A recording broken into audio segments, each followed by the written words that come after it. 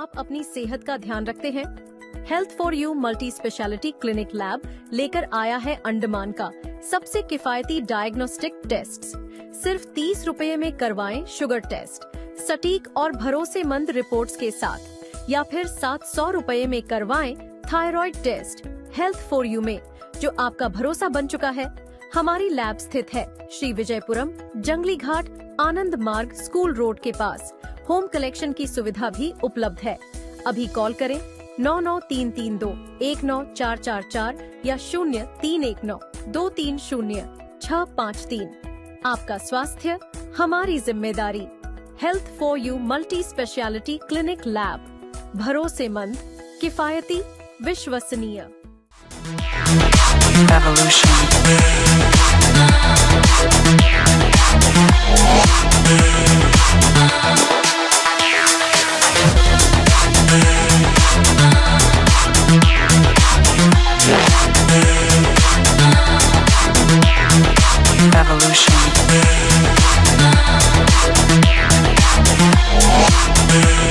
जय हिंद। मैं yummy news Andaman 24/7 में आप सभी का स्वागत करता हूं।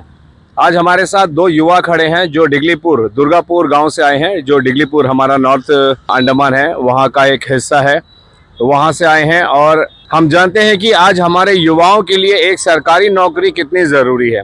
अगर आपके पास पैसा है तो फिर भी आप कोई व्यवसाय वगैरह सोच सकते हो, कोई कंपनी छोटी मोटी स्टार्ट कर सकते हो, या कोई ना कोई काम ज़रूर कर सकते हो क्योंकि आपके पास पैसा है। लेकिन अगर आपके पास पैसा नहीं है और आप पढ़े लिखे हो, शिक्षित हो, तो आप जो है पूरी तरीके से सरकारी नौकरियों पर निर्भर करते हैं कि अगर आपको भी एक सरकारी नौकरी मिल जाए तो आपकी जो है लाइफ सेट हो जाएगी। यही सोच हमारे देश में प्रत्येक युवाओं का है आज, क्योंकि हम जानते हैं कि बेरोजगारी किस तरीके से अपनी पैर फैला चुकी है पूरे देश भर में।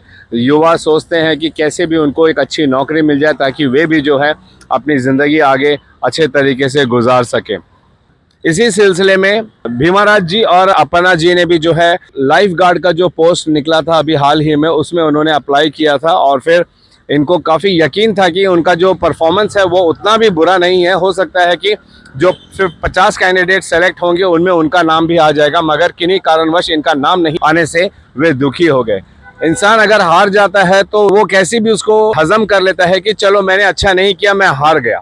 लेकिन अगर आपके सामने ही किसी और ने अच्छा नहीं प्रदर्शन किया लेकिन उसका चुनाव हो जाता है और आपको नहीं चुना जाता है, तब आपका दिल दुखता है और आप जो है अपनी व्यथा सरकार के सामने रखना चाहते हैं, बताना चाहते हैं और ये जानना चाहते हैं कि आखिर मेरा चुनाव क्यों नहीं हुआ, मुझे क्यों नहीं चुना गया, जबकि मेरा प्रदर्शन जो है जो चुने गए प्रत्याशी हैं उनसे बेहतर है। तो इसी सिलसिले में आज दोनों हमारे चैनल के माध्यम से अपनी बातें बताना चाहते हैं। तो हम भीमाराज जी से जानना चाहेंगे एग्जैक्टली क्या हुआ, क्या थोड़ा डिटेल में बताइए प्लीज। जय हिंद। जय नवीन भाई, आप हमारा साथ दे रहे हैं, ये आपको बहुत बहुत धन्यवाद है। और मेरा नाम भीमराज है और मैं नॉर्थर्न मिडिल के रहने वाला हूँ, डिगलीपुर से बिलोंग करता हूँ। मैं यहाँ पे 27 को आए थे फरवरी महीना में। मैं 20 और 28 को यहाँ पर लास्ट डेट थे जो आई पेंट्री से एक ड्राफ्ट निकला गया था notice lifeguard training program के लिए। तो उसमें हम लोग भाग लेने के लिए यहाँ पर आए और फॉर्म जमा किए थे और हमें बताया था कि इसमें फॉर्म के बेस पे आपका क्वालिफिकेशन के हिसाब से आपका 12th पास मांगा गया था इसमें।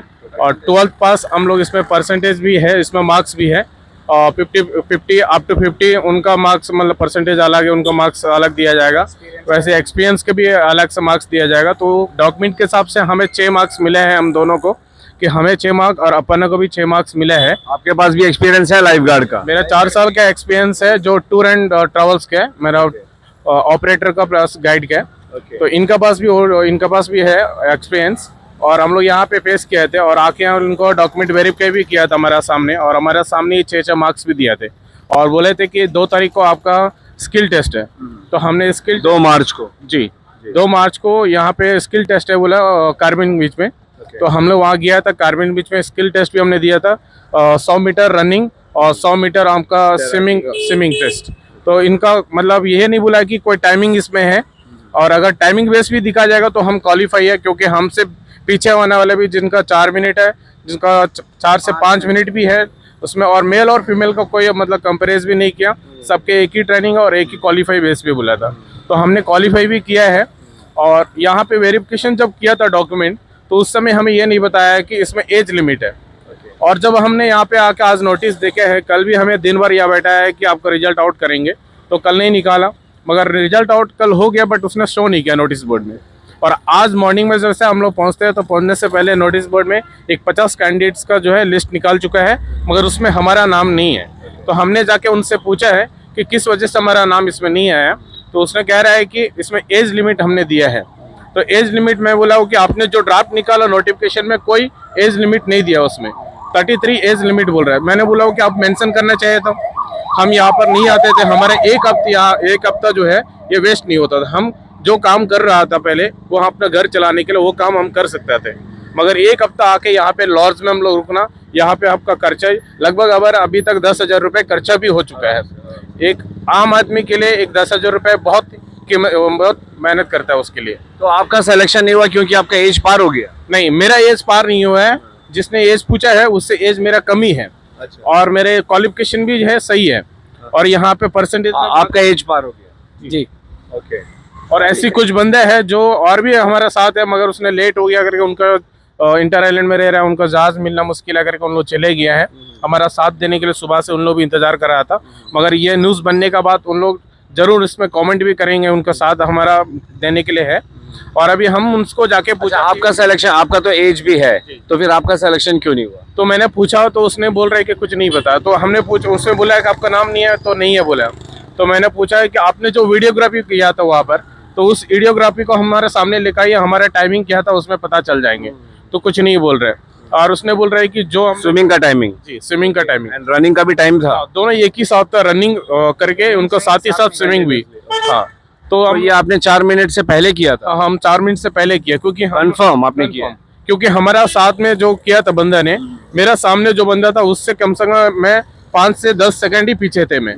उस बंदा ने 3 मिनट 17 सेकंड में आ सकता है, तो मेरा 4 मिनट का अंदर आना बहुत मतलब ये था, राइट था।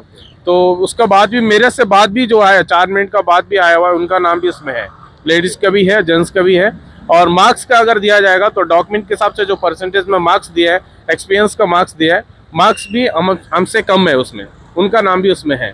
बट जो भी सरकारी हो प्राइवेट हो, अगर कोई भी रिक्वायरमेंट निकालता है या ट्रेनिंग प्रोग्राम निकालते हैं, तो उसमें से ओवरऑल मार्क्स प्लस करके ही रिजल्ट निकाला जाता है। मगर इसमें हमें कोई इंटीमेट नहीं किया है कि आपका स्विमिंग टेस्ट होगा, उसके बाद उसी में से आपको रिजल्ट निकाला जाएगा, ऐसा कुछ नहीं बताया। और अभी बता रहे हैं कि सिर्फ स्किल टेस्ट के बेस में ही हम निकाले। क्या ये डीआरएम बेस पे है, कॉन्ट्रैक्ट बेस पे है कि या परमानेंट जॉब? जहाँ तक पता चले ये कॉन्ट्रैक्ट बेस है, क्योंकि इसमें ड्राफ्ट में ना कॉन्ट्रैक्ट बेस दिया है, ना इसमें रेगुलर लेंगे, ना कुछ भी नहीं बताया है। इसमें सिर्फ ट्रेनिंग प्रोग्राम है करके बताया। और इसमें हमें एक लाइफ गार्ड का ट्रेनिंग प्रोग्राम अगर कंप्लीट होता है तो उसके लाइसेंस मिलता है, उस लाइसेंस के थ्रू ही हमें रेगुलर ले सकता है या तो कॉन्ट्रैक्ट में भी ले सकते हैं। एक्चुअली के जब हमने ऑफिस जाके प्लानिंग सेक्शन में गए थे, वहाँ स्टाफ को पूछे थे, मैडम पूछा तो मैडम बताया, मैडम नहीं बताया। तो वहाँ पे एक लड़के थे स्टाफ वहाँ पर, तो उसने बाहर आके ये बताया है कि हमने पूछा है कि अगर आप एज लिमिट अगर रखते हैं तो उसमें क्लैरिफाई आप करना चाहिए था, मेंशन करना चाहिए था नोटिफिकेशन में। मगर उसने बोला है कि हम लोग उस समय नहीं किया, हमारा साथ थोड़ा गलती हो गया और मेंशन नहीं किया। मगर एज लिमिट है तो 33 है, उसका बाद 33 से अगर ऊपर है तो उनको नहीं लेंगे इसमें करके उस समय बता रहे हैं। बट ड्राफ्ट में कोई इसमें एज लिमिट नहीं दिया है। उन्होंने अंदर के स्टाफ ने बोला कि उनसे गलती हुई? हाँ, उसने बोला है कि हम लोग से गलती हो गई कि उसमें हम लोग मतलब हेड नहीं किए एज लिमिट के बारे में। आप इनकी बातों को सुन रहे हैं, कितनी आशाएं हैं इनको हमारे प्रशासन से। जब एक सरकारी नौकरी को लेकर कोई भी नोटिफिकेशन निकलता है, फिर चाहे वो रेगुलर हो, डीआरएम हो या कॉन्ट्रैक्ट हो, आप भीड़ देख सकते हो, कितने सारे लोग, हजारों की संख्या में हमारे युवा यहाँ पर आते हैं और अपना किस्मत आजमाना चाहते हैं। चलिए, जैसे मैंने भी कहा कि अगर उनका सिलेक्शन नहीं हुआ तो कोई बात नहीं, उनको ये होगा कि चलो हमने प्रयास किया और हमारा सिलेक्शन नहीं हुआ, हम पीछे रह गए, जो हमसे बेहतर थे उनका सिलेक्शन हो गया, हम अगली बार फिर प्रयास करेंगे। एक दूसरा दिक्कत यहाँ पे ये आ जाता है, इनका कहना है, जैसे अपन्ना जी कहते हैं कि उनको जो है नोटिफिकेशन में एज लिमिट के बारे में नहीं बताया गया था। अगर इनको पहले से ही ये क्लैरिटी रहता कि इतना एज ग्रुप को ही वे सेलेक्ट करेंगे तो अपन्ना जी जो है इसमें रजिस्टर ही नहीं करते। इनका काफ़ी समय गया है, 2 हफ्ता ख़राब हो गया इनका, जो लगातार इसमें सेलेक्ट होने के लिए ये प्रयास कर रहे थे। चलिए, वो हो गया एज ग्रुप का। जहाँ तक बात भीमा राज जी की आती है तो उनका कहना है कि उनका तो एज भी है और उनको पूरा यकीन है कि जो बंदा उसके सामने था स्किल टेस्ट में, यानी 100 मीटर रनिंग करने के बाद में 100 मीटर स्विम करके जो आ रहा था उसने मात्र 3 मिनट 17 सेकंड में उसने पार किया था, और उससे 10-12 सेकंड पीछे भीमाराज जी थी, उनका नाम वहाँ पे दिख रहा है मगर इनका नाम नहीं दिख रहा है। और जो बंदे 4 मिनट से ज़्यादा लिए हैं उन लोगों का भी नाम दिख रहा है। तो इनको ये पूरी तरीके से अचंभित है, कंफ्यूज्ड है कि आखिर इनका सिलेक्शन क्यों नहीं हुआ। इनको क्लैरिटी चाहिए। ये चाहते हैं कि अगर वो वीडियो दिखा दे उनको, क्योंकि वहाँ पे वीडियोग्राफी भी होता है आजकल, जब भी सरकारी नौकरियों में सिलेक्शन होता है तो वहाँ पे वीडियोग्राफी भी की जाती है। तो ये जस्ट अपनी संतुष्टि के लिए चाह रहे थे कि अगर उनको वीडियो दिखा दिया जाए कि उनका सिलेक्शन क्यों नहीं हुआ है, किस बेसिस पे नहीं हुआ है, उनको क्लैरिफाई कर दिया जाए कि कोई भी यहाँ पे जो अफसर है या सिलेक्शन कमेटी के जो भी लोग हैं, तो ये हमारे युवाओं के लिए अच्छा होगा। वरना इसी तरीके से वे जो है आक्रोशित होते रहेंगे कि उनके साथ जो है अन्याय हो रहा है। क्या हमारी जो सरकारी संस्थाएं हैं वे हमारे युवाओं के साथ अन्याय कर रहे हैं? क्या इसमें पारदर्शिता नहीं होनी चाहिए? जबकि भारत सरकार का ये पूरी तरीके से आदेश है कि ऐसे प्रोसीजर में जो है पूरी तरीके से ट्रांसपेरेंसी होनी चाहिए। सबसे पहली बात तो एज लिमिट नहीं बताया गया, जिसकी वजह से न जाने कितने सारे युवाओं ने जो है इसमें अपना किस्मत आजमाया होगा, और बाद में जब इन्हें पता चला कि इतना एज लिमिट है, उन सबको वैसे ही बाहर कर दिया गया होगा। उनका 2-3 हफ्ता यूं ही बर्बाद हो गया। बाद में कुछ लोगों की जो शिकायत है कि इनको किस वजह से इनका सिलेक्शन नहीं हुआ, उसका कोई भी जो है क्लैरिफिकेशन नहीं दे रहा है, इनको क्लियर नहीं कर रहा है किस वजह से ये जो है सेलेक्ट नहीं हो पाए हैं, जिससे वे काफ़ी दुखी हैं। हम नहीं जानते कि इसमें कहाँ सही है, कहाँ गलती हुई है, कौन सही है, कौन गलत है, लेकिन हम इतना ज़रूर निवेदन करेंगे कि अगर हमारे युवा इस तरीके से हमारे सरकारी दफ्तरों में जाते हैं और ये जो सिलेक्शन कमेटी की जो टीम है उनसे जब ये निवेदन करते हैं कि उनको बताया जाए कि आखिर उनका सिलेक्शन क्यों नहीं हुआ है, तो ये बहुत बेहतर रहेगा। वरना हमारे युवा इसी तरीके से आके जो है अपना आक्रोश प्रकट करते रहेंगे और उनका जो है सरकारी संस्थानों से भरोसा भी उठ जाएगा। इनका यही कहना है कि अगली बार अगर ऐसा कोई कहीं पर भी नोटिफिकेशन जॉब्स के लिए निकलेगा तो हम वहाँ पे अपनी किस्मत आजमाएंगे ही नहीं, क्योंकि हमारा भरोसा ही नहीं रहा है कि हम चाहे जितना मेहनत कर ले, जितना अच्छा प्रदर्शन कर ले, हमारा सिलेक्शन जब होना ही नहीं है तो फिर हमने वहाँ पे कोशिश ही क्यों करनी है। क्या हमारी सरकार ये चाहती है कि हमारे युवा जो है इस तरीके से निराश हो जाए, डिमोटिवेट हो जाए? डेफिनेटली नहीं। तो हमारी यही निवेदन रहेगी हमारे IPNT विभाग से, जहाँ पे इनका जो नाम लिस्ट आउट हुआ था, वे जो है यहाँ पे इनको क्लियर करें, पूरी पारदर्शिता के साथ, इनको बड़े ही स्नेह के साथ में बताएं कि आखिर उनका सिलेक्शन क्यों नहीं हुआ। और अगर कहीं पर भी भूल चूक हुई है तो हमें तो पूरा यकीन है कि हमारी सरकारी संस्थान जो है दोबारा से एक नोटिफिकेशन निकालेगी जिसमें ज़्यादा क्लैरिटी रहेगा। और ऐसा हमने होता हुआ देखा भी है, कई बार करेक्शन करके जो है लिस्ट 2 भी निकाला जाता है, लिस्ट 3 भी निकाला जाता है, ऐसा हमने कई बार देखा भी है। इन युवाओं को यही उम्मीद है कि इन्होंने अगर अच्छा प्रदर्शन किया है तो फिर इनका सिलेक्शन भी होना चाहिए। जैसे भीमाराज जी और अपन जी ने कहा है कि ये दोबारा यहाँ पर आएंगे, प्रयास करेंगे अधिकारियों से मिलकर ये जानने के लिए कि इनका सिलेक्शन क्यों नहीं हुआ, किस बेसिस पे इनको बाहर किया गया, और क्यों ऐसे लोग जिनका टाइमिंग इनसे भी ज़्यादा था उनका नाम यहाँ लिस्ट में दिखाया जा रहा है मगर इनका नाम क्यों नहीं आया। और उसके बाद हम उसकी अपडेट इनसे लेकर आप लोगों के सामने रखने का प्रयास करेंगे। हम ये भी प्रयास करेंगे कि जो भी इनके कंसर्न अथॉरिटी थे उनसे भी बात करें और जाने कि ये सिलेक्शन किस बेसिस पर हुआ है। फिलहाल कैमरा पर्सन दीपिका सोनी के साथ मैं यामीन, न्यूज़ अंडमान 24/7। जय हिंद।